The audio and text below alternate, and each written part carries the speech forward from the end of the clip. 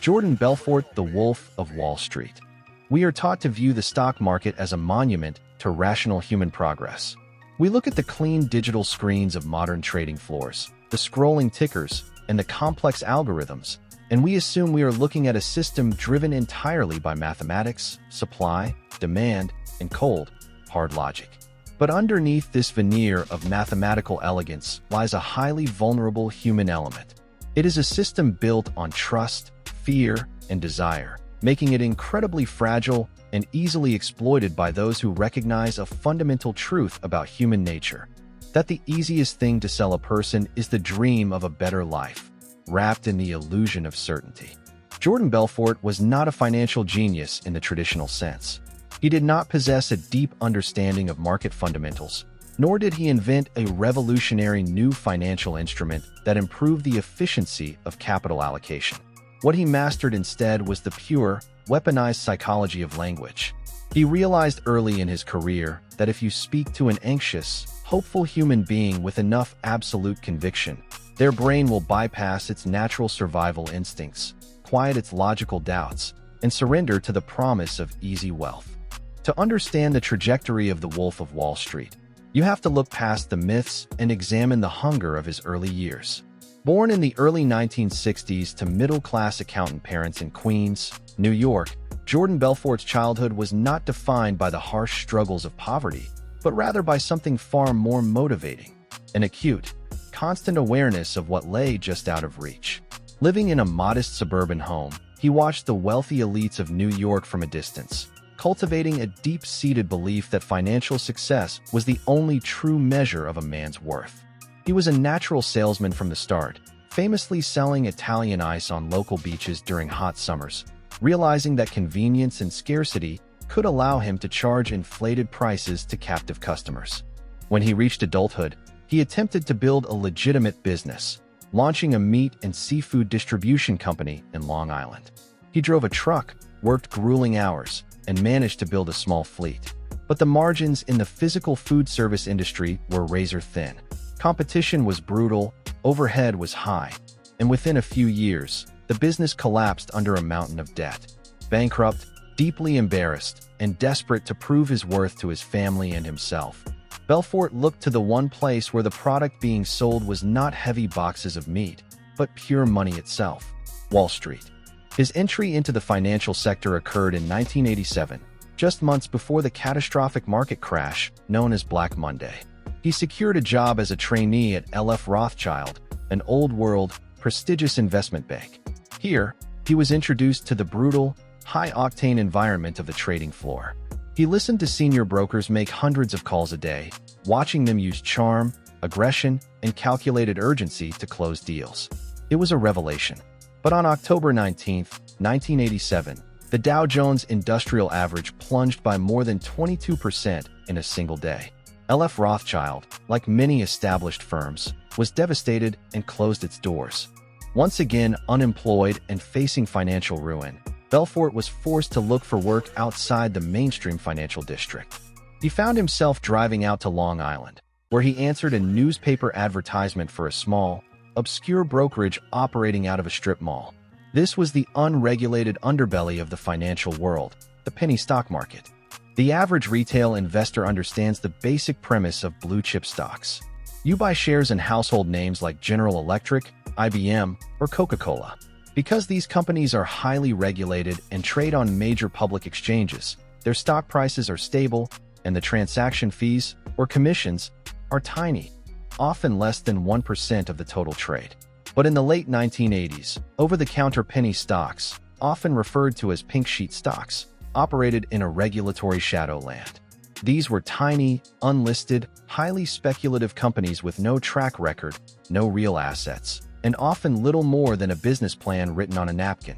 When Belfort walked into that Long Island office, he saw a handful of unpolished brokers selling these cheap shares to low-income investors.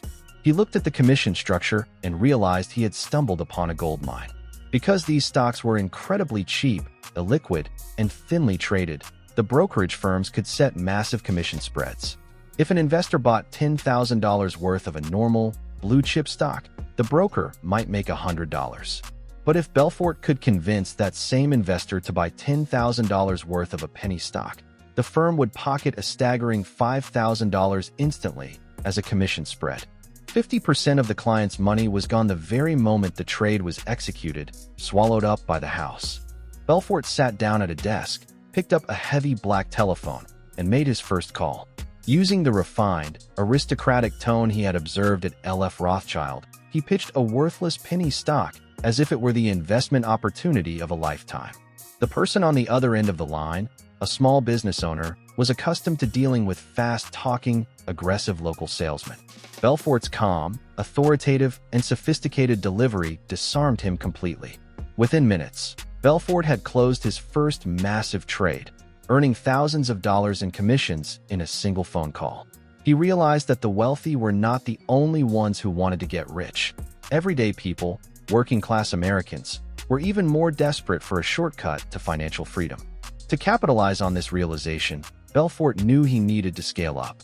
He left the strip mall and, along with a group of close childhood friends and local hustlers, founded Stratton Oakmont in 1989. He deliberately chose a name that sounded old-world, prestigious, and deeply conservative. He wanted his victims to picture a wood-paneled office in the heart of Manhattan, staffed by generations of blue-blooded financial aristocrats, rather than a chaotic boiler room in a suburban commercial park in Lake Success, Long Island. Belfort did not recruit experienced Wall Street professionals. He knew that experienced brokers had established ethics, or at least a fear of regulatory bodies like the Securities and Exchange Commission. Instead, he recruited young, uneducated, working-class kids from the surrounding suburbs. He targeted gas station attendants, gym rats, door-to-door salesmen, and high school dropouts who were hungry, desperate, and easily manipulated. He brought them into Stratton Oakmont and offered them a simple, corrupt bargain. If they would completely surrender their morals, memorize his scripts, and work 16 hours a day, he would teach them how to become rich beyond their wildest dreams. To turn this army of amateurs into highly efficient financial predators, Belfort designed a rigid, highly structured psychological training program called the Straight Line System. He taught his brokers that every single sales call is exactly the same, regardless of who is on the other end of the line. The journey from the moment the prospect answers the phone to the moment they agree to buy is a straight horizontal line. The broker's absolute goal is to keep the conversation moving forward along that line, never allowing the prospect to deviate, make excuses, or hang up. Belfort explained that human beings are held back from making buying decisions by their natural doubts. To overcome these doubts, the broker must build 3 critical elements to a level of 10 out of 10 absolute certainty in the prospect's mind. First, the product being sold. Second, the broker selling it, who must sound sharp, enthusiastic, and like an expert in his field. And third, the institution representing the product. If a prospect tried to resist by saying they needed to discuss the investment with their accountant, their spouse, or simply needed time to think, the broker was trained to agree immediately, validate the objection, and then seamlessly loop back to rebuilding certainty. The scripts were designed to be relentless, exhausting, and psychologically overwhelming. The typical Stratton Oakmont pitch began with a soft, low-risk offer. The broker would call a wealthy doctor, dentist, or small business owner and pitch a safe, well-known blue-chip stock like Kodak or Disney. The commission on this first trade was negligible. The sole purpose of this call was to establish trust, to make the client believe that Stratton Oakmont was a legitimate, conservative firm looking out for their best interests. A few weeks later, once the blue-chip stock had made a modest gain, the broker would call back with an artificial sense of extreme urgency. They would claim that an incredible, once-in-a-lifetime opportunity had just crossed their desk. A small, highly secretive technology or medical company about to revolutionize its industry. The broker would speak in a rapid, hushed tone, implying that they were letting the client in on an exclusive, insider secret. They would emphasize that time was running out, that the shares were being snapped up by major institutional investors, and that the client needed to act immediately. The client, remembering the success of the first safe trade, would let their guard down, bypass their caution, and authorize the purchase of tens of thousands of dollars of worthless penny stocks. By 1991, this predatory system had transformed Stratton Oakmont into a financial juggernaut, generating tens of millions of dollars in illicit profits. But Belfort was not satisfied with merely collecting massive commission spreads. He wanted to control the entire life cycle of the companies he was pitching. To achieve this, he graduated from simple high-pressure sales to a highly coordinated, illegal market manipulation scheme known as the pump and dump. The mechanics of the pump and dump were calculated, methodical, and devastatingly effective. First, Belfort and his inner circle would identify a small, struggling company that was starved for capital. They would agree to take the company public through an initial public offering, or IPO. Before the stock was made available to the general public, however, Stratton Oakmont would quietly acquire control of the vast majority of the company's total outstanding shares and warrants. They did this through a complex network of secret, off-the-books nominees, including friends, family members, offshore shell companies, and corrupt Swiss bankers. Because Stratton secretly controlled 80% or more of the available supply of the stock, the public market was completely illiquid. There were virtually no shares available for anyone else to buy. Once the IPO was launched, Belfort would unleash his army of brokers on the trading floor. Hundreds of young men would simultaneously begin making thousands of high-pressure calls to their clients, aggressively pumping the stock, claiming that it was destined to double or triple in value within days. As thousands of desperate, misinformed retail investors rushed to buy the stock, the artificial demand exploded. Because Stratton held back the supply, the price of the stock spiked exponentially, climbing from a few cents to several dollars a share in a matter of hours. The brokers would watch the numbers climb on the big whiteboards in the office, screaming, high-fiving, and fueling the hysteria. Once the price reached its predetermined, artificial peak, the second phase of the scheme was executed, the dump. Belfort and his partners would quietly execute massive sell orders, dumping their secretly held nominee shares back into the market at the inflated price, pocketing millions of dollars in pure, tax-free profit in a single afternoon. The moment Stratton stopped aggressively pumping the stock and dumped their holdings, the artificial demand vanished. The stock price would collapse instantly, plummeting to zero. The public investors, who had trusted their brokers' promises of a secure future, were left holding completely worthless paper, their life savings wiped out in the blink of an eye. The most famous example of this manipulation was the IPO of Steve Madden's Shoes, a local footwear company founded by a childhood friend of Belfort's partner. Stratton took the company public, secretly holding millions of cheap warrants through Swiss accounts and nominees. On the day of the IPO, they pumped the stock price from $4 to $22 in a matter of minutes, before dumping their shares and pocketing over $20 million in illicit profit, all while Steve Madden himself and thousands of ordinary investors were left completely vulnerable to the inevitable market correction.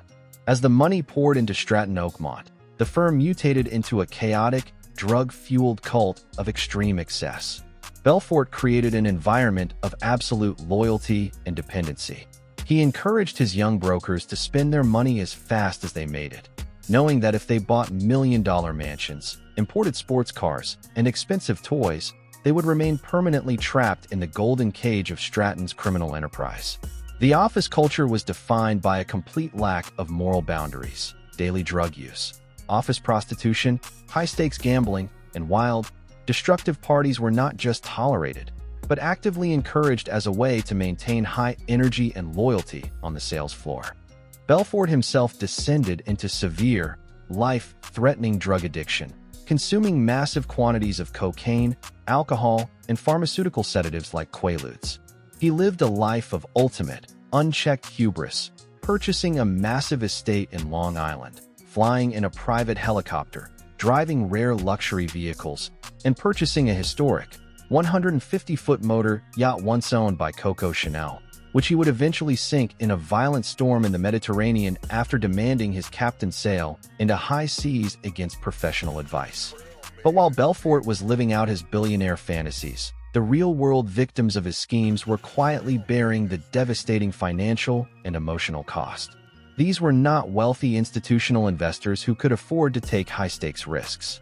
The vast majority of Stratton's victims were ordinary, middle-class citizens, small contractors, school teachers, engineers, retirees, and families who had worked decades to save money for their children's college education or their own retirement. One such victim was Robert Harrison, a small construction contractor from the Midwest. Harrison had spent 30 years working 60 hours a week, carefully building a retirement fund of $180,000. A Stratton broker called him, building an intense relationship over several months, speaking to him like a trusted family friend. The broker convinced Harrison that investing his savings in a medical technology company was a guaranteed way to secure his daughter's college tuition. Harrison trusted the broker, authorized the wire transfer, and watched his entire life savings disappear within 3 months as the stock crashed to zero. When he tried desperately to call the office to sell his shares before they became worthless, he was met with endless busy signals, put on indefinite hold, or told his broker was permanently away from his desk. The financial ruin destroyed Harrison's marriage, broke his mental health, and forced him to work manual labor well into his late 70s. The systemic scale of this fraud did not go unnoticed forever. Gregory Coleman, a young, methodical, and relentless special agent with the Federal Bureau of Investigation, was assigned to investigate Stratton Oakmont in the early 1990 IES. Unlike the chaotic, fast-paced world of Belfort, Coleman's approach was quiet, patient, and clinical. He spent 6 years slowly building a case, piecing together the fragmented paper trails of thousands of transactions, tracking down offshore bank accounts, and interviewing terrified former employees who had been discarded by the firm. Belfort used his immense wealth to fight back, employing the most expensive defense attorneys in the country, utilizing intricate money laundering networks in Switzerland, and relying on loyal nominees to shield his ownership. But Coleman's persistence began to pay off as federal authorities intercepted cash couriers smuggling millions of dollars across the Swiss border. When the Swiss authorities agreed to cooperate with the FBI and expose Belfort's secret bank accounts, the legal fortress Belfort had constructed began to crumble. In September of 1998, the FBI finally closed in, arresting Jordan Belfort on charges of conspiracy to commit securities fraud and money laundering. Faced with the prospect of spending up to 30 years in a high-security federal penitentiary, the legendary loyalty of the Wolf of Wall Street evaporated instantly. To save himself, Belfort immediately signed a cooperation agreement with the federal government. He agreed to wear a hidden wiretap, actively gathering evidence and recording incriminating conversations with his closest friends, business partners, and the very brokers he had trained to be loyal to him. He spent several years cooperating with prosecutors, helping to dismantle the entire network of boiler rooms he had helped create, and sending dozens of his former associates to prison. Because of his extensive cooperation, Belfort was handed a remarkably lenient sentence. He served just 22 months in a minimum security federal prison camp, where his cellmate, the comedian Tommy Chong, encouraged him to write a memoir detailing his wild years on Wall Street. Upon his release from prison, Belfort did not fade into quiet obscurity or spend his life making amends to the thousands of families he had financially ruined. Instead, he realized that in a culture obsessed with wealth, celebrity, and infamy, his criminal past was his most valuable asset. The publication of his memoirs, followed by the massive success of the 1930s Hollywood film adaptation of his life, transformed Jordan Belfort from a convicted financial predator into a global cultural icon. Today, Belfort has successfully rebranded himself as a highly paid motivational speaker, sales trainer, and corporate consultant. He travels the world, charging tens of thousands of dollars per appearance, standing on brightly lit stages in front of thousands of aspiring young entrepreneurs who hang on his every word, eager to learn the very same sales tactics he once used to defraud ordinary citizens. While Belfort was ordered by a federal judge to pay $110.4 million in restitution to his victims, the vast majority of that money remains unpaid. Many of the families he ruined continue to live in financial hardship, while Belfort lives in luxury, capitalizing on his past crimes and proving a deeply troubling, cynical truth about modern society: that if you steal enough money and do it with enough charisma, the world will eventually forgive your crimes, celebrate your excesses, and pay you to teach them how to do it. The story of Jordan Belfort is not a historical anomaly, nor is it a relic of the unregulated 1990s. It is a recurring pattern that continues to play out across the global financial landscape. The technology may evolve from rotary telephones to cryptocurrency apps, social media investment groups, and algorithmic trading platforms, but the fundamental formula of the scam remains completely unchanged. The Wolf of Wall Street did not create the system of greed that allowed him to thrive. He was simply its most honest, ruthless, and unapologetic manifestation. Thank you for listening. If you enjoyed this content, please press the subscribe button.